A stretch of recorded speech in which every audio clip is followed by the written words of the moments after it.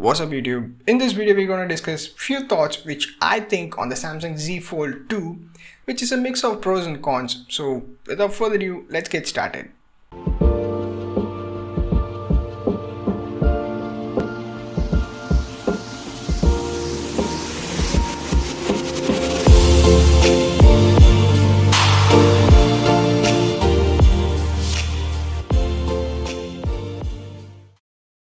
First, the inconsistent displays. The Z Fold 2 has two displays, one on the front with 6.2-inch display and another with a 7.2-inch display, which is accessible when unfolded. The reason why I stated the inconsistent is the refresh rates. The one on the front has a 60Hz refresh rate, while on the other we have the 120Hz, which when you switch between watching from the cover screen to the main big screen, you will notice a difference. Either way, you'll be sticking up with the 120Hz displays, and I bet you wouldn't like to use the narrow 6.2-inch display on the first place. Then the Crease, which still Samsung haven't found a way to get rid of it, but the hinge is much improved from its predecessor and even has some features playing with it like flex mode using the new hinge mechanism called CAM technology, which recognizes the fold you have made to the device and adapts the screen according to it. Next, the design. Since people are wanting slim phones nowadays and still prefers to use heavy cases and grips on it, while for this phone people are gonna use a case and make it even more heavier and gives a chunky feeling to it. When unfolded, it is still a thick phone and it's like a sandwiching of two phones.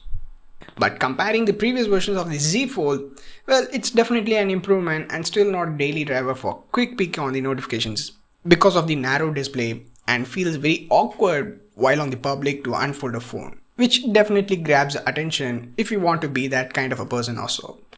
And I personally believe that this is not a good form factor basically. Like if you're binge watching something on it and the display ratio is not very ideal and leaving some black spaces around it, which I don't feel very ideal for binge watching, mainly because of its aspect ratio. Even though it has a big screen with 120Hz refresh rate, well, if you compare it with the Z Flip, which is really a great move from Samsung for bringing up that phone, since it pretty much acts like a normal phone and it's not very thick, easily goes into your pocket, which I feel the Z Flip has a far better form factor and the Z Fold can be the max version of the Z Flip maybe in the upcoming years. And I really bet people would obviously go for the Z Flip than the Z Fold since it might kick back the retro flip phone from the past. But it's a marketing trap which I'll explain later in this video. And hey, if you're enjoying this video, subscribing would be a great support for this channel. Next, the powerful camera. Samsung haven't compromised on the camera and gave their best, but the pictures are not as good as the S20. Here in this pic, the van is highlighted well on the Z Fold 2, but when we see the overall picture, the S20 has got better dynamic range than the Z Fold if you look at the sky on this pic, which is pretty much clear on the S20. And this pic is pretty much interesting. The Z Fold 2 has more detail and is pretty much brighter, while the S20 just smooths out the picture and it lacks the contrast. And here in this low light picture, both the phones do a great job, but I still prefer the S20 for its better color accuracy. Here comes a big question. Basically what the product is for. Is it the next generation phone or the next generation phablet? Well, if you assume it as a next generation phone, why there's a product called Z Flip?